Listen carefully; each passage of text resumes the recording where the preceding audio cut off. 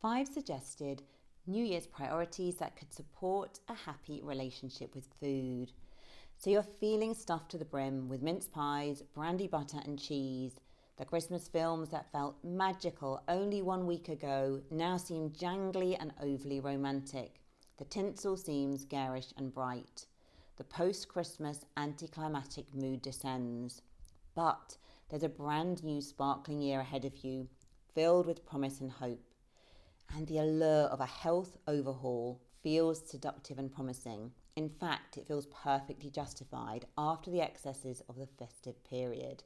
Detox, all in, reset.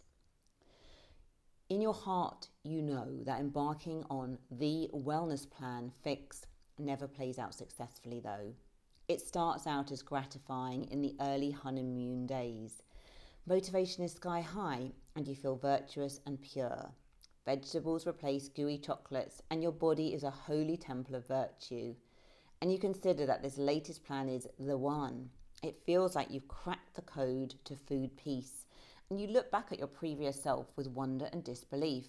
You kind of feel a bit superior and proud. It feels as though you've finally mastered the elusive self-control around food. But inevitably, the golden days of the plan start to wear a bit thin, especially when January in the Northern Hemisphere is exceedingly cold and bleak.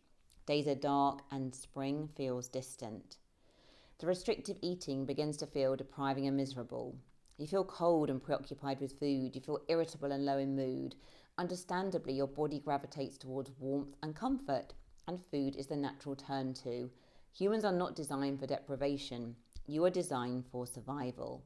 And before you know it, you are headlong, deep back into binge or emotional eating as the balance swings in the opposite direction after several hungry weeks. The seduction of the January overhaul is the fantasy that food and exercise shifts will bring profound confidence and worth.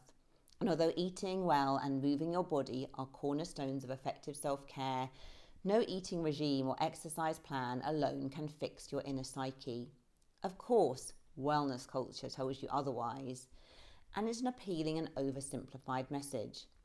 Because in an overwhelming life with multiple demands, it is tempting to clutch tightly to some form of control. And controlling food or numbers on the scales can feel like the tangible solution to feeling better. Although this brings fleeting joy and safety, the target numbers quickly change with goalposts moving. Nothing feels good enough as the body is under increasing levels of scrutiny.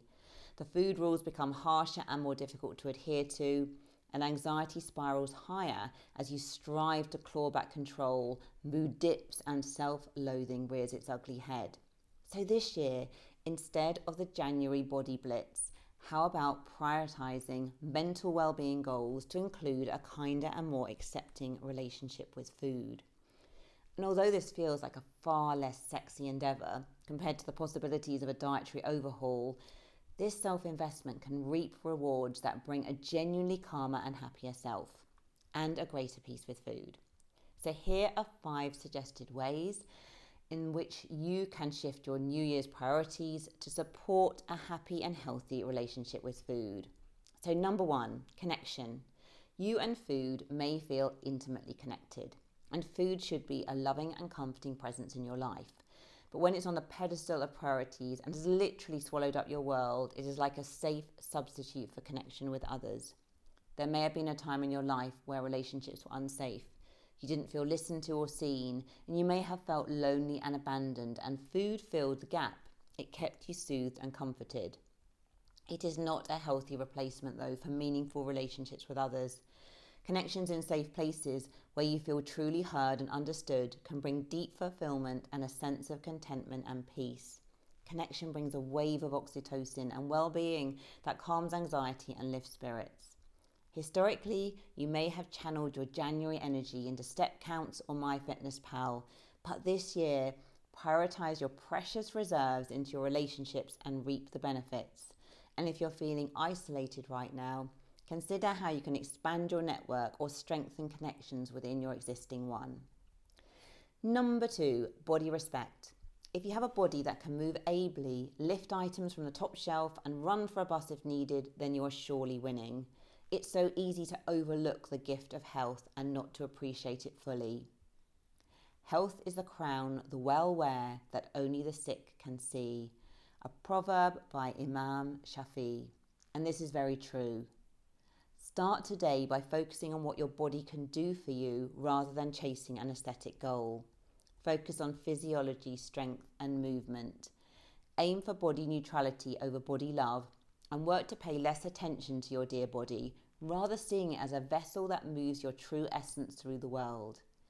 In 10 years' time, you will see a photo of yourself today and you will likely long for the body that you have right now. So slowly begin to shift your perspective to one of valuing and respecting your body. This will ultimately support your motivation to take better care of it too. Number 3, food is pleasure. Food is meant to be a delightful pleasure and delicious nourishment for your body. Feeling guilty about eating doesn't serve your mental health and robs you of one of the most basic gifts of a human existence, simple enjoyment of food. Wasting your time berating yourself for crimes of eating is both fruitless and destructive and only further damaging to self-worth. Paradoxically, guilt may even trigger you to overeat or binge, to punish or self-soothe as an ease and distraction from guilt. So work to neutralize foods rather than demonizing them as good or bad. Focus on foods that you genuinely love and consciously savor them with intention and mindfulness. And think about a self-caring approach to nourishment by eating regularly and balancing blood sugar. Prioritize loving feeding of yourself as you would towards a friend, child, or pet. Number 4, joyful movement. Exercise driven by calories burned is unsustainable and quickly becomes a weary and exhausting should. So move because you respect your body and wish to take care of it. Make movement enjoyable and fun rather than a payback for eating.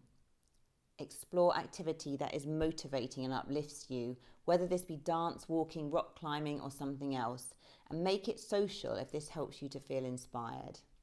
And number 5, genuine all-rounded health. Look at centenarians and know that excellent health is more than food and exercise alone. What contributes to a long and healthy life? Deep connection with loved ones, having daily purpose and meaning, laughter and play, a balanced diet but notably not extremes, keeping active and moving during regular tasks rather than driven exercise programs. Hold this broader vision of health closely to your heart. Know that one day when reflecting on your life, the shape of your physical body will count for very little. Commit to doing the things that make your heart sing and burst with gratitude, and connect with humans who make you feel like the best version of you. Fill your self-care cup to the brim and overflowing, and your relationship with food and your body will improve, almost by accident. A human being drenched in love and self-care is far less likely to harm the self through punishing restriction or stuffing down emotions with food. So take steps to focus on mental well-being this year and reap the benefits. Wishing you a meaningful 2025 and a healthy and positive relationship with food. And which step stands out for you as you define your 2025 goals? And if you want to, you can read this post on Substack, link in the bio.